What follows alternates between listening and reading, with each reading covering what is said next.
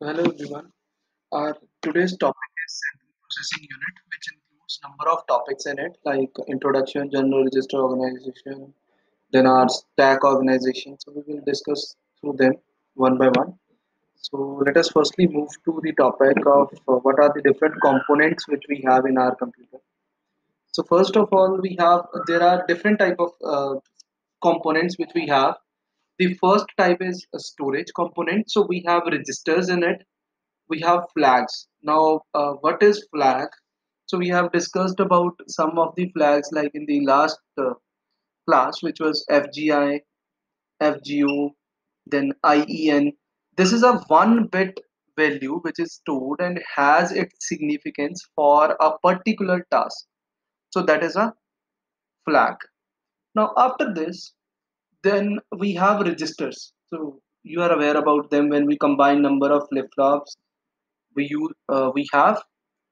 construct registers from it by combining number of flip-flops. So the storage components which we use directly are registers, flags, flip-flops. So these are the major storage components which we have. Then the next component is execution component. Execution components are those components which are used to execute the data. So to perform any kind of operations, we have ALU, arithmetic and logical unit. So which is going to perform all the arithmetic operations. It is going to perform all the logical operations. It is also going to perform the shift micro operations. So ALU is used for that task. Then the third type of component which we have is a transfer component. So bus system is a transfer component which helps us to transfer the data from one location to the another. So we have different type of buses inside our computer. We have address buses which are used to carry the address. We have data buses which are used to carry the data. Then we have something known as control bus. So this control bus helps us to carry the control signals, like for our memory we have read control signal, we have write control signal. So there are different type of read write controls which we have. So this is all known as read and write control bus. So this is the task of read and write control bus. Then after this we have something known as controlling unit. So the controlling unit is CPU, or you can say CU itself. Now CU is the one which will issue the commands on that control bus, who is going to issue those commands to control the different devices inside the CPU or which are connected with the CPU. So it is control unit.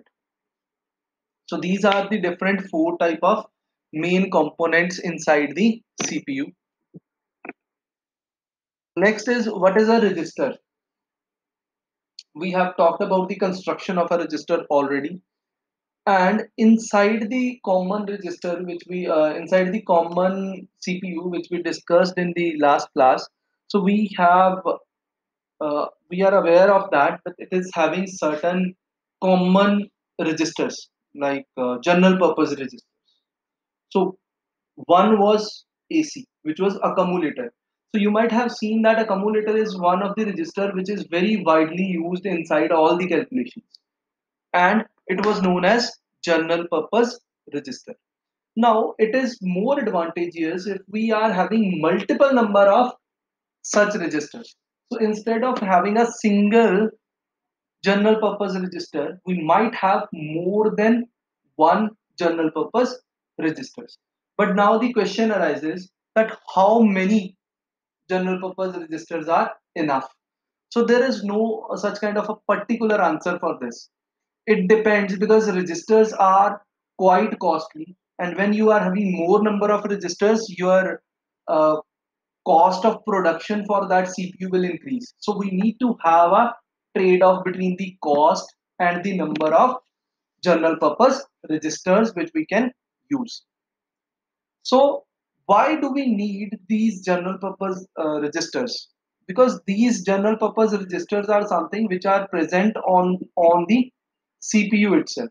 So CPU has that general purpose registers on it. So if it is having all the general purpose registers available with it, it needs not to visit to memory to fetch that data. So it is quite fast. So accessing the registers is much more fast as compared to the memory. So that is why we need to have more number of general purpose registers on a CPU. But there is a trade-off between cost. Now, let us move to the general register organization. We are having a diagram which you can see inside the slide. So I think you are aware about all the devices which we have. So what we have in it is we are having a multiplexer which is a 8 is to 1 mux, which you can see in the slide. So there are two multiplexers, each of 8 is to 1 size. Then after this, the next thing which we have in this is the ALU, arithmetic and logic unit.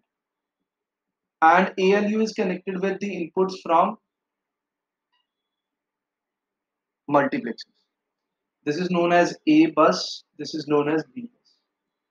Now I will just explain it how it is working. Now this is one input which is connected with the outside, means if I want to get any input from the outside device like uh, keyboard is connected. So to get the input from keyboard, we will use this input line.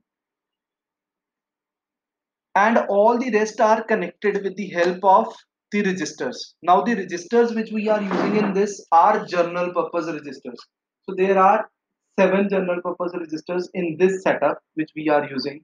So there are 7 general purpose registers. There are 7.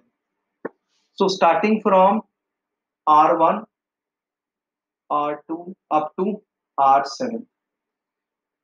Then we have a decoder at this place, which is a 3 is to 8 decoder. 3 is to 8 decoder means we are having 3 different selection lines here, and there are 8 outputs. But out of those 8, we are only going to use 7 of them. So please remember these are 7 lines. So it is also shown at this place. And where they are connected with the load lines of all these registers.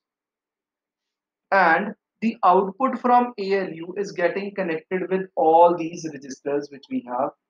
So this is the output from the ALU. Now, it is the same concept which we have used in your bus system, that input, once this ALU generates a output, it will be available for all the registers which we have at this place. But only that register will get the input which is having a load line enabled. And who will enable that load line? This decoder. So this device is a decoder, and whichever device load line will be enabled by this decoder, that value will be at this place. Now, how this is connected? So you can simply connect this register with this, and along with it, you have to connect it here. This is the zeroth value. This is first, second, third, fourth, fifth, sixth, seventh.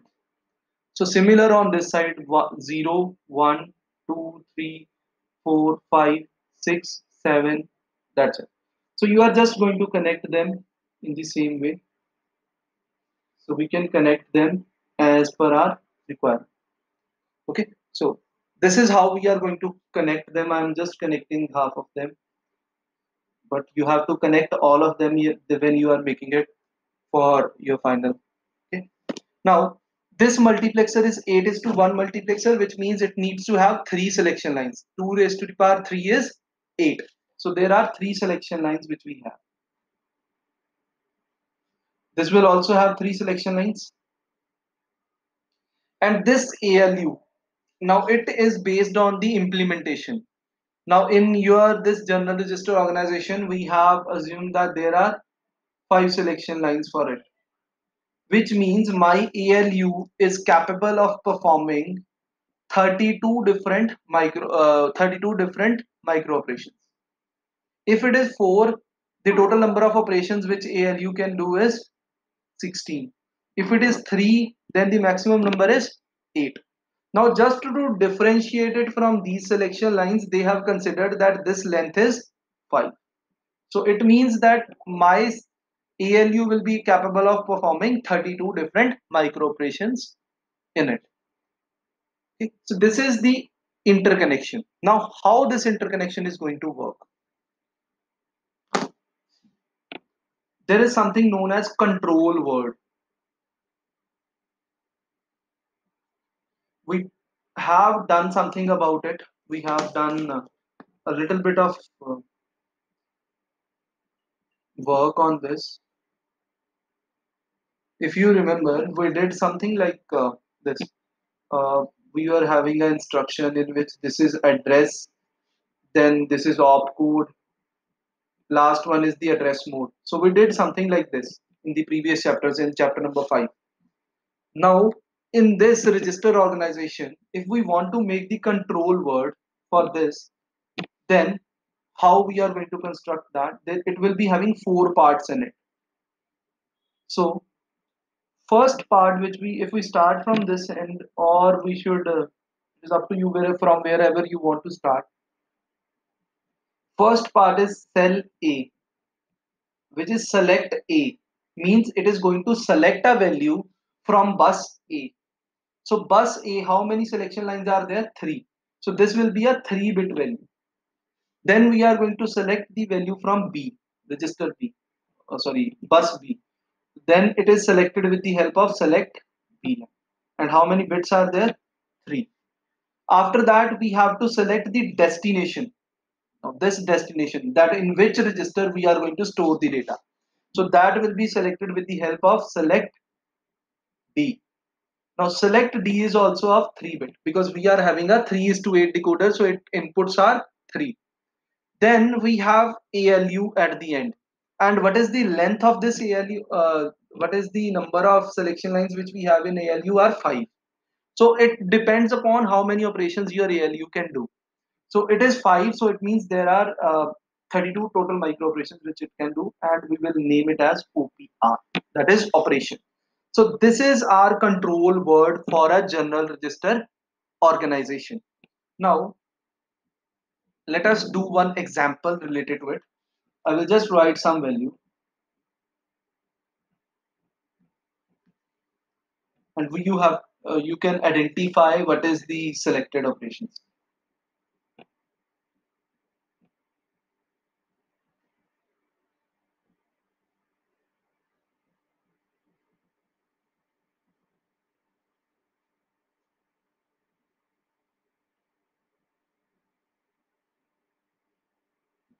I think I did one more. So in this case, these are 5 bits. These 5 bits are our operation code. We write it as OPR. These 3 bits are representing select D, which means it is a destination register. Which destination? Where we are going to store the information. These three, I think I put more number of bits. So this is select B, which will tell us which value we are going to select from select B from this place. Then this value is select A. Select A. So we are having a set of bits, and out of which we are going to select our operation code. So this is how we can select it. Now if we want to represent this operation, and I'm just making an assumption that this 0 1 0 0 1 uh, 0 1 0 1 1, this is a add operation. I'm just assuming this, that it is a add operation. Now if it is a 8-bit value, then simply I can use the older value which we have selected.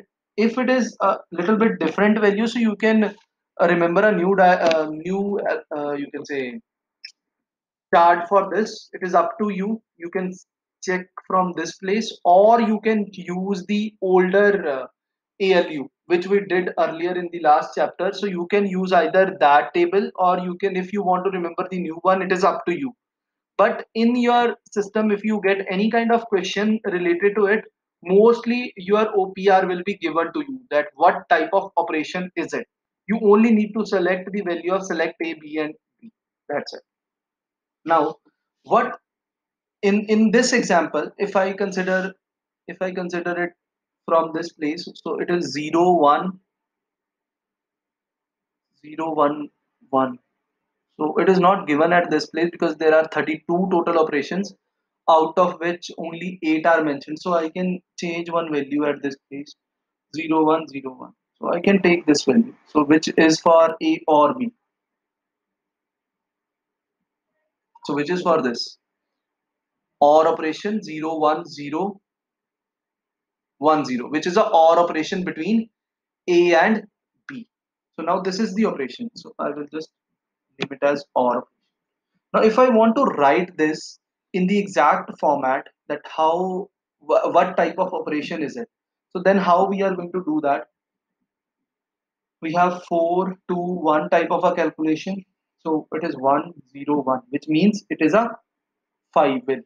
So select A is 5, which means the first term will be R5. So I will just replace this. So this OPR will be something like this. This is a R5 value which I have got from this place. The next is 011. So 011, which means it is 3. So select B value is 3. So R5, uh, we write OR operation.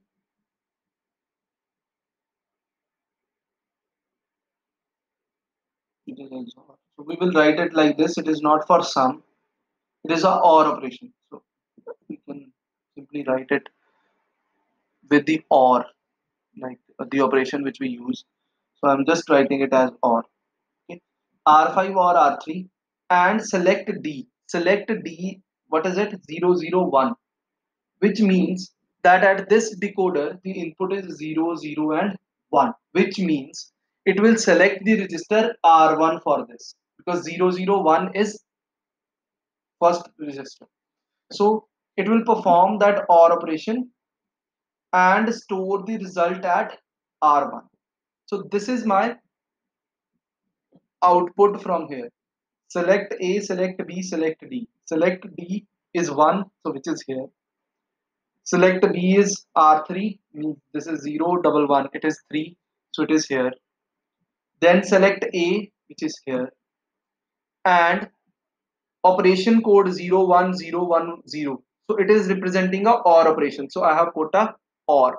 If it is a add operation, just if it is add, then it will be R5 plus R3. So this is how we are going to use this general register organization. Now you might be having a question in your exam. You can have such kind of questions that if there are 16 general purpose registers or 15 general purpose register, tell us the size of select A, B and C. Select A, select B, select D, and your ALU is capable of performing 64 operations. Now create a control word for it. Now, what type of question can be there? I will just write it here so that you understand it. There are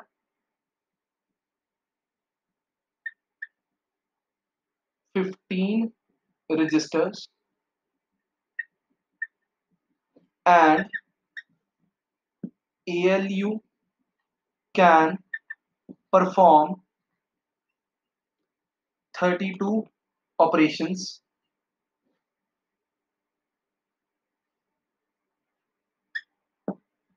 Construct a control word for it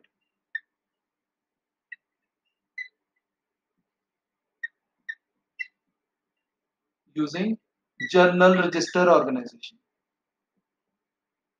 Journal register organization. Now, if there are 16 registers, so you can understand 15 registers, you can understand 2 raised to the power 4 is 16. So if 15 registers are there, 16th is connected with the input. It means total you need 15 registers only in this case. So there are 16 registers.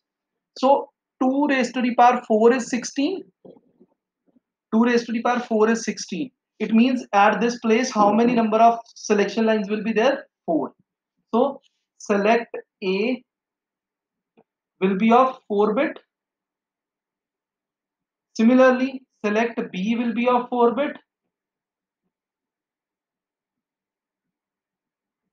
Select D, because if there are 16 registers, 15 registers, so 2 we are going to use 4 is to 16 decoder at this place. So the selection lines will be 4. So select D will be of 4 bit as well, and OPR will be of 5 bit. Why it is of 5 bit? Because we are simply saying that it is going to perform 32 operations. So 2 raised to the power 5 is 32.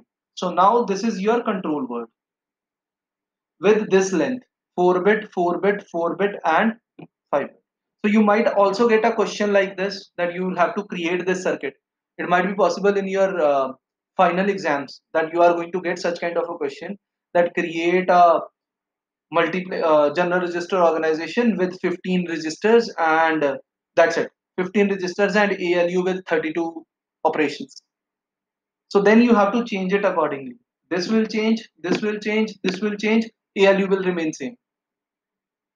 So the number of registers will become 15, size of this will be 16 is to 1, this size will be 16 is to 1, this ALU is going to remain same, and this will be the selection control word for it.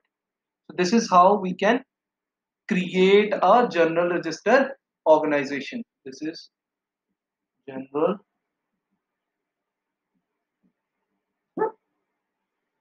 register organization.